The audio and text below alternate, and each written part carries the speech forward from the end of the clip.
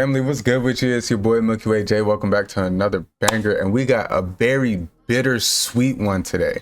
I say bittersweet because we are reacting to Alex Bale's Pinhead Larry conspiracy theory. This is his last SpongeBob theory that we have to react to. Salute to Alex Bale. Y'all go show him a bunch of love. We're gonna keep reacting to anything that he drops. Y'all know that. And we're gonna continue to get these reacts knocked out. Y'all seem to be enjoying them. We're gonna be reacting to a lot of stuff, so stay tuned. Make sure y'all like, comment, subscribe to the channel if y'all are new. We on the road to 1,000 subs. We almost at 500. Y'all smash that sub button, please. Spread love to the people that mean most of y'all, and I'm done yapping. Let's get into this video, because honestly, it's a crazy one. For it to be a mini theory, it's a crazy one. I'll see y'all in there.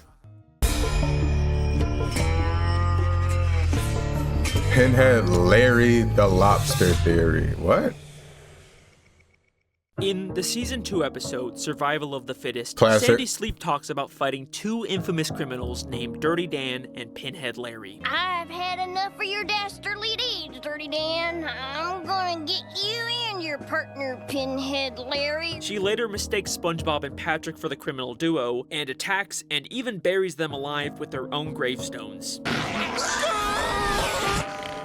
Classic episode, classic. It's obviously an iconic episode. I'm Dirty but Dan. I've always wondered who exactly Who you were calling Dirty Pinhead? Dan and Pinhead Larry. All right, Pinhead, your time is up. Who you calling Pinhead? Were they real people, or were they just someone Sandy made up? Are they legendary outlaws she heard about, or someone she actually fought from her past? It's a hard question to answer because they're really only mentioned in this one episode. The best we get later on is the words "Dirty Dan was here" written in graffiti on the back of a gym. Or that's at least what I thought, until I saw the season 11 episode, Shopping List, where SpongeBob and Sandy travel to a snowy mountain and we briefly see them pass by two graves labeled Dirty Dan and Pinhead. Shopping List. I don't know if I've seen that episode. I'm trying to think, but okay. Dirty Dan and Pinhead Larry have a grave site by this mountain? Larry. What? So we know they were definitely real people. Now, Okay. in the episode, Sandy seems kind of familiar with this area, and these are the exact same graves she recreated for SpongeBob and Patrick. So this seems to be implying that her this dream is where she was killed actually them. based off of a real memory of her fighting and killing Dirty Dan and Pinhead Larry here. Except there's one problem with that. Okay. How did Dirty Dan write this graffiti if he's supposed to be dead? I mean, I know it's not like we see when this graffiti was written, Right. but it wasn't left on just any old random gym. It was written on the back of Larry the Lobster's gym, a gym that we saw Larry open in season 9. What you see before you is the culmination of my lifelong Already, dream, Alex? Larry's Gym. Meaning this graffiti must have been written long after Sandy would have fought and killed Dirty Dan and Pinhead Larry. So, how is this possible? How could Dirty Dan write this on Larry's gym if he's supposed to be dead? I think this means that the real Dirty Dan and probably also Pinhead Larry are not actually dead. They probably fake their deaths and are alive somewhere in Bikini Bottom. But where, and more importantly, who are they? Wait a second. Why would Dirty Dan write that he was here at this specific gym? Larry's gym. You don't think Larry the Lobster could be Pinhead Larry? That sounds This is stupid. crazy. Or does it? I mean, it would explain So, why Dirty Dan would risk he doesn't have a exposing pinhead. he's still alive at a place Sandy probably frequents. Maybe he's leaving a message for his former criminal partner. Okay, let's not get ahead of ourselves. So, they're both named Larry, and you definitely could say he has a pin-shaped head.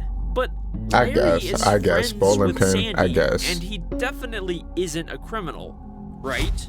Maybe we need to take We a don't closer know. look at our Not with lobster you, friend. Alex. So, I rewatched every single appearance of Larry the Lobster in all 14 seasons of SpongeBob, and here's what I learned. Larry cares a lot about staying in shape and working out, to an obsessive degree. Right? My latissimus dorsi has gone. so he doesn't look like his old self. That's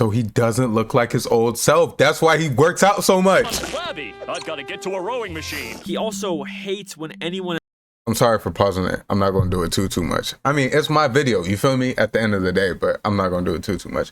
He's trying to keep his strength just in case he has to fight Sandy. Maybe. I don't know. else is out of shape. It's gone flabby. I've got to get to a rowing machine. He also hates when anyone else is out of shape and will do anything in his power to help them get fit. Those poor people. Someone needs to whip them into shape. Looking out at this sea of flaccid muscles and sagging flesh, frankly, I'm disgusted. Push it! Push it! Frankly, Apparently, I'm he was disgusted. also raised by these two old fish. But you guys are way too old and unsightly for my beach. So polite.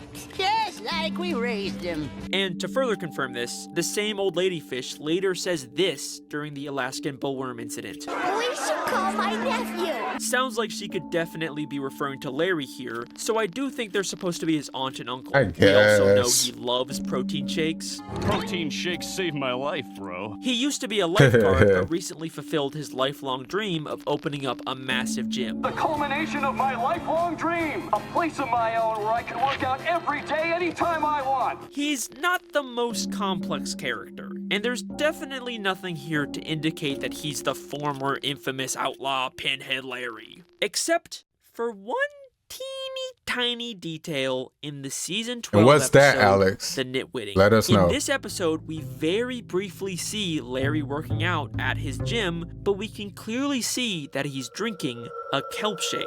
And that wouldn't mean anything to you unless you remembered the season 4 episode, Best Frenemies. In this episode, a new restaurant opens up selling something called a kelp shake. Right? A new store on my block. Everyone's enjoying a delicious Why did his face just pop up there, They Alex? pop up out of nowhere, and we never find out who was really running them. The kelp shakes have an initial bad taste, but they are extremely addictive. This tastes like a wet gym sock. Hey, this ain't half bad. This is amazing. Like, to the point where people basically get hooked on it like a drug. Yeah, Crabs, we're dead all out of ass. juice. Dead ass, it was When we liquid gonna get crack. more? The kelp shake Can I restaurant say that was on later YouTube? shut down. Yeah, I The can. shakes are I banned can. because apparently they have some kind of radioactive material in them. What's happening to me? It'll take decades to clean this hazardous material up. I sure feel sorry for whoever drank this. But then why does Larry have the same banned kelp shake 8 seasons later? Maybe this Wow. is just a random throwaway Easter never egg. seen this I mean, episode. we never see him with a kelp shake again, just the generic protein shakes. Except, But why would they let's throw that take a in? closer look at those protein shakes. In the season 11 episode, Larry the Floor Manager, Larry briefly takes over as manager of the Krusty Krab and turns it into a gym. Now we only serve salad and protein power shakes. He forces SpongeBob to sell protein shakes, and even though the cups look different, the color of the liquid is the exact same as the kelp shake. They even seem to have the same initial bad taste. You like? No, Larry. No. I think every time Larry drinks or sells a kelp shake, he is actually selling the illegal, addictive kelp shakes from Best Frenemies. Now, we never see anyone grow any green hair, but knowing what we know about Larry, there's no way he would be drinking it himself if it had the same side effects. This is I interesting. think Larry was the one behind the original kelp shake restaurants. But after they were banned, he tweaked the recipe and started secretly reselling them as rebranded protein shakes. How else do you even explain Larry having the same kelp shake Well, here? why 8 would he seasons after have they were that? banned, That unless he's doesn't the make one any making sense. them? In But Script I Plus One, guess. he even admits that he's the one who makes his protein shakes. I just need to stop by the apartment and make myself a protein shake. This explains how a lifeguard could suddenly afford to open a massive gym. He's secretly a kelp shake drug lord kingpin. Drug And if lord you still kingpin. don't believe me? We see Larry standing next to a protein shake store called Protein Fiend that has a green kelp logo and the word kelp shake on the sign, clearly referencing the kelp shakes. And this is also the episode with the Mrs. Puff newspaper, so you know the creators were like in a hiding lore. I do want to say, like, they can just be using kelp commonly because that's an underwater thing that a lot of fish eat, maybe? I don't know. There are too many connections here for this to be a coincidence. Larry the Lobster is the criminal Nah, this is mastermind crazy, though. behind the kelp shakes. But does this also mean that he was the former infamous criminal, Pinhead Larry. Right, how does that connect? How does that connect? Believe it or not, Larry the Lobster has also had a near-death experience in his past. In Squid Plus One, Larry mentions that the protein shakes saved his life. You don't need that glop. He did say that. Glop. Protein shakes saved my life, bro. Like, what does that even mean? Protein Okay, shakes hear me out, saved hear my me out. life, bro. What if this is how he survived his death? Sandy killed him and his partner, but the radioactive properties of the kelp shakes brought him back to life. Protein shakes saved my life, bro. So, of course, Larry would continue to drink and sell these kelp shakes. They literally saved his life. Even if they're radioactive and illegal, to him, this is a way to help himself and everyone around him become stronger. The thing we know he wants most of all. It explains why he gets so defensive when Squidward insults his protein shakes. I love protein shakes. Okay, but there's still an obvious issue That Larry crashed out. I'd never seen that before. here. If Sandy killed Pinhead Larry, why doesn't she recognize him now? Right. Well, I think we get a possible explanation to this in the Camp Coral spin-off episode, Game Night, where the camp counselors play a board game called Lobster Trap. If you take away the beard and the eye patch, the lobster on the box looks exactly like Larry, a direct clue about Larry the Lobster being a criminal. Just like that Flying Dutchman game, I think this game is based on the real legendary criminal Pinhead Larry. This explains why Sandy wouldn't recognize Larry the Lobster. Either this is a criminal disguise he wore, or, and I'm just speculating here, it's actually what he used to look like, and the healing properties of the kelp shake fixed his eye. And if you're still not convinced about Larry's criminal connections, I've saved my best evidence for last. Trademark pending. Remember that old lady that raised Larry? So polite. We should call my nephew. She's just a sweet old lady. There's no way she would have raised a criminal mastermind, right? Well, in the season 9 episode Patrick Man, she is revealed to be none other than the Dirty Bubble. Oh, dear! The dirty... See, as a kid, when you see these characters being reused, you don't connect them to having the same role as they did in previous seasons. What is going on? I never thought about that. I always like, if you could have asked me before this, what did the character look like? Who's the Dirty Dan? Like, disguised as Dirty Dan using as a disguise? I could have told you it was the granny with the cane and the purple shirt. I would have told you that, bro. Bubble! This random old lady was actually one of the most notorious criminals in Bikini Bottom all along. Man Ray's partner in crime, the Dirty Bubble. Mermaid Man and Barnacle Boy's arch nemesis, the Dirty Bubble! And I know what you're thinking. Maybe this is just a disguise he wore in this one episode. It doesn't necessarily mean this old lady has always been the Dirty Bubble, but I checked every... Imagine this old dude. Imagine him thinking he married to his wife and the whole time it's the Dirty lady Bubble. Has always been the Dirty Bubble, but I checked everywhere, and I can confidently say that we have never seen the Dirty Bubble and this lady in the same scene. And she's a pretty common background. Hey, she is. Also, she lives in the same retirement home as the Dirty Mermaid. Bubble's nemesis, and we see her constantly in the background watching them. She is literally the perfect cover for the Dirty Bubble to spy on them. But most damning of all, this old lady is friends with and even went to high school with Man Ray. Why, hello, Ray. Mabel! I haven't seen you since high school.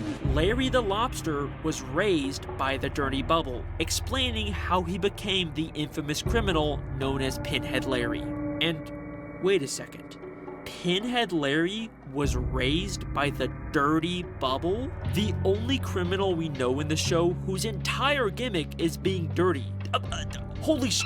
The Dirty Bubble is Dirty Dan. It fits too perfectly. This would also explain how Dirty Dan faked his death. The Dirty Bubble is constantly being killed and later brought back to life with a bubble blower.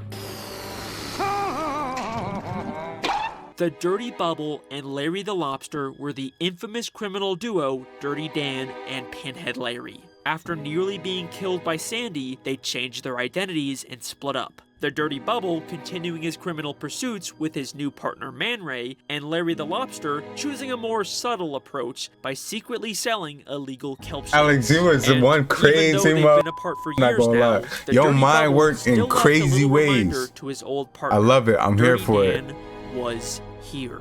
Yes, he certainly was. I'm here for it, and Alex. That is the Pinhead Larry the Lobster theory. I'm here for it. And that is the end of Alex Bale's SpongeBob conspiracies. Thank you very Salute. much. Wow.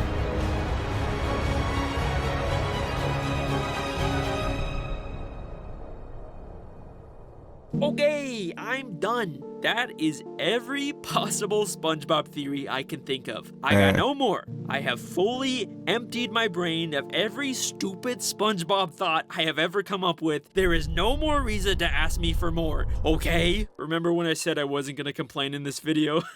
Yeah, that was a lie. Listen, I'm sure they will make more SpongeBob episodes and spin-offs and movies that will be full We're just gonna listen. We're gonna listen real quick. About, but I'll probably just let other theorists take it from here. I've got a lot of really cool ideas involving other non-SpongeBob related media, so I love hopefully that. you guys stick around for those. I Yep. promise they'll be just as believable and twisty and We fun here as for all these of them, theories. and we If they reacting weren't, to I wouldn't them bother making them. ASAP. Thanks for almost 1 million subscribers, drop. by the way. That's cool. Hey, y'all go sub to Alex too, Alex Bale. He's helped my channel so much just based off of these reactions that I've been able to do. And some of these have been so late and behind in time. So I appreciate y'all for still tapping in, showing me love, tapping into these reactions. We got a new game plan. We're gonna be pumping out videos. So y'all stay tuned. Y'all be ready to watch. Y'all start hopping on YouTube in y'all free time, because y'all gonna see my face a lot, I promise you. But I appreciate y'all for tapping into the video. Another Alex Bale. This was the last of the SpongeBob, so no more SpongeBob, y'all. We're just gonna get into anything else that Alex Bale drop whenever he drop it. Anything y'all want me to react to, drop down in the comments below. I've been reacting to a lot of stuff lately, a lot of content. I'm willing to expand my horizon. I've been trying different things. Some of y'all suggest things and I try it. You know, shout out to y'all. Keep doing that. Much love. And I'm yapping, so let's get out of here. It's your boy Milky Way J. I'll see y'all in the next video. I'm gone.